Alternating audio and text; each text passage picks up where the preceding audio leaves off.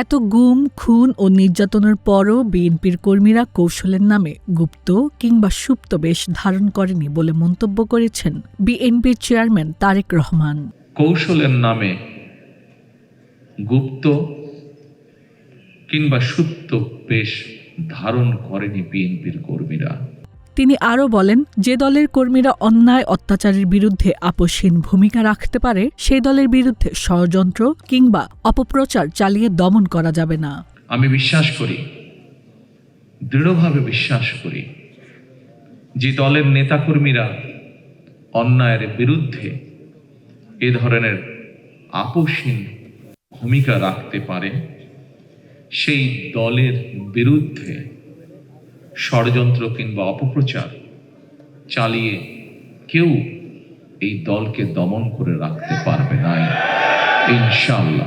এ সময় তারেক রহমান ভুক্তভোগীদের সাথে কথা বলতে গিয়ে আবেগ আপ্লুত হয়ে পড়েন। বলেন, স্বৈরাচারী শাসনের কারণে বহু বছর নির্বাসনে থাকলেও দলের কর্মী ও গুম-খুনের শিকার পরিবারগুলোর সাথে যোগাযোগ রেখে আন্দোলন চালিয়ে গেছি। আজকের এই অনুষ্ঠানটি এবং এই অনুষ্ঠানে আপনারা যারা উপস্থিত হয়েছেন, যারা বক্তব্য রেখেছেন, তারা যখন তাদের কষ্টের কথাগুলো তুলে ধরছিলেন, বলছিলেন, প্রতি মুহূর্তেই আমি মানসিকভাবে যা চিন্তা করেছিলাম, বলবো প্রতি মুহূর্তেই তার খেইটি হারিয়ে ফেলছিলাম। গুম-খুনের শিকার পরিবারের প্রতি আগামীর গণতান্ত্রিক সরকারের দায়িত্ব রয়েছে বলে মন্তব্য করে বিএনপি চেয়ারম্যান বলেন, রাষ্ট্র কখনো তাদের ত্যাগ ভুলে যেতে পারে না। প্রিয় স্বজনরা, উপস্থিতিবৃন্দ, এবার যদি আমরা একটি দায়িত্বশীল গণতান্ত্রিক রাষ্ট্র এবং সরকার গঠনের সুযোগ হাতছাড়া করি, তাহলে গণতান্ত্রিক আন্দোলনের আমাদের যে শহীদ,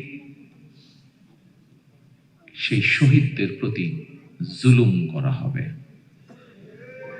তাদের আত্মত্যাগের প্রতি অমর্যাদা করা হবে। নির্বাচন কমিশনের বেশ কিছু বিতর্কিত ভূমিকার পরও বিএনপি দায়িত্বশীলতার পরিচয় দিয়েছে উল্লেখ করে বিএনপির এই শীর্ষ নেতা আরও বলেন, গুম, খুন, নির্যাতনের শিকার পরিবারগুলো নিয়ে পরিকল্পনা রয়েছে বিএনপির। আমরা দেখেছি নির্বাচনের কমিশনের রিসেন্টলি কিছু বিতর্কিত ভূমিকা বা বিতর্কিত অবস্থান, তারপরেও রাজনৈতিক একটি দায়িত্বশীল রাজনৈতিক দল হিসাবে আমরা ধৈর্যের পরিচয় দিতে চাই।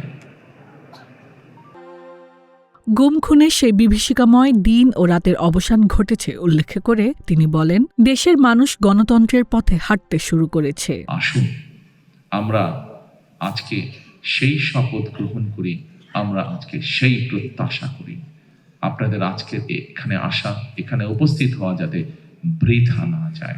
আরো যাতে শহীদ যারা আছেন, শহীদ পরিবার আছেন, প্রত্যেকটি মানুষ সময় লাগুক, কিন্তু ধৈর্যের সাথে আমরা যাতে আপনাদের প্রতি যে অন্যায় হয়েছে সেই অন্যায়ের বিচার যাতে হতে পারে, আপনারা যাতে ন্যায্যতা পেতে পারেন, সেই লক্ষ্যে আমরা কাজ করি। শনিবার রাজধানীর বাংলাদেশ চীন মৈত্রী সম্মেলন কেন্দ্রে গুম, খুন ও নির্যাতনের শিকার পরিবারের সদস্যদের সঙ্গে মতবিনিময় সভায় তিনি এসব কথা বলেন। অনুষ্ঠানে আরও বক্তব্য রাখেন বিএনপির স্থায়ী কমিটির সদস্য সালাউদ্দিন আহমেদ, সিনিয়র যুগ্ম মহাসচিব রুহুল কবির রিজভী, আমরা বিএনপি পরিবারের আহ্বায়ক আতিকুর রহমান রুমন ও মায়ের ডাকের সমন্বয়ক সানজিদা ইসলাম তুলি সহ অনেকে। দিনকাল ডিজিটাল।